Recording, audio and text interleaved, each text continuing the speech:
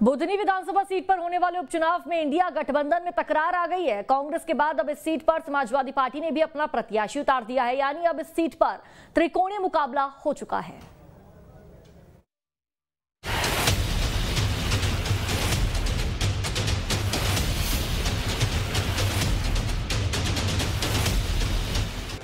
MP में फिर India गठबंधन में दरार। बुधनी सीट से सपा ने उतारा प्रत्याशी। कांग्रेस के बागी नेता लड़ेंगे चुनाव। बुधनी सीट पर अब त्रिकोणीय मुकाबला। जैसे जैसे उपचुनाव की तारीख नजदीक आ रही है, बुधनी विधानसभा सीट पर होने वाला चुनाव और भी दिलचस्प होता नजर आ रहा है, क्योंकि यहाँ इंडिया गठबंधन में दरार दिख रही है। बुधनी में कांग्रेस और सपा का गठबंधन नहीं दिख रहा। अब इस सीट पर कांग्रेस और भारतीय जनता पार्टी के बीच टक्कर देखने को मिल रही है, लेकिन अब समाजवादी पार्टी ने इस सीट पर अपना उम्मीदवार उतारकर मुकाबले को त्रिकोणीय बना दिया है। समाजवादी पार्टी ने इस सीट से अर्जुन आर्य के नाम का ऐलान किया। बुधनी सीट पर भारतीय जनता पार्टी के रमाकांत भार्गव, कांग्रेस के राजकुमार पटेल और समाजवादी पार्टी के अर्जुन आर्य के बीच मुकाबला है। दरअसल बुधनी विधानसभा सीट पर हो रहे उपचुनाव में कांग्रेस की तरफ से अर्जुन आर्य दावेदार थे, लेकिन पार्टी ने राजकुमार पटेल को प्रत्याशी बनाया, जिसके बाद नाराज अर्जुन ने सपा का दामन थामा।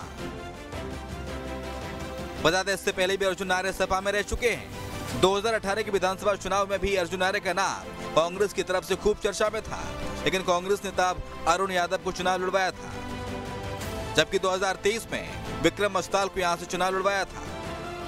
अर्जुन आर्य कांग्रेस पार्टी में दिग्विजय सिंह और कमलनाथ के करीबी माने जाते थे।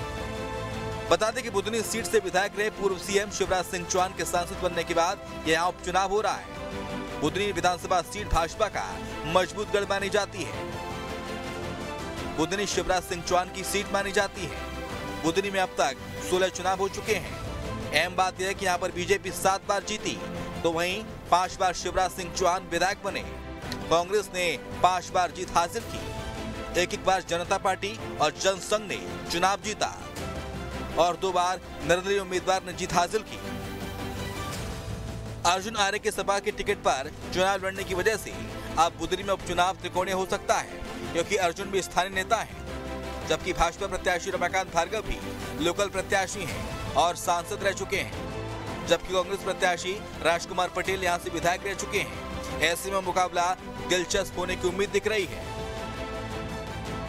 Team news state.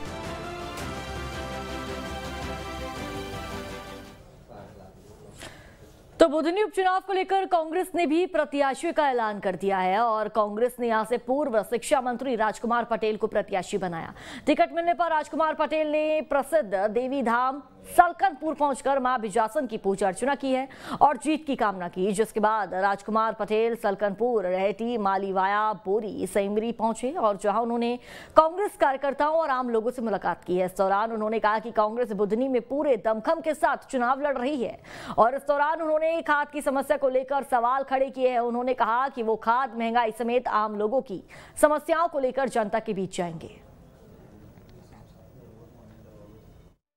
हमारा ये चुनाव जो है वो कांग्रेस का संगठन और हमारा कार्यकर्ता बूथ स्तर के ऊपर लड़ेगा, और जैसे हमारे प्रदेश कांग्रेस अध्यक्ष की मंशा है कि पंच प्रणाली के ऊपर हमारा ये चुनाव हो, तो बगैर किसी तामझाम के, बगैर बाहरी नेताओं को यहाँ पर बुलाए हुए हम लोगों ने संगठन से कहा है कि कृपया बाहर के नेताओं को यहाँ मत भेजिएगा जब तक हम लोग सब लोग एक राय होकर नहीं हो जाए। ये तो पता ये लगता है कि उपचुनाव में बाहरी नेता इतने आ जाएंगे कि उनको संभालना मुश्किल हो जाएगा, तो ये हम लोगों की रणनीति है।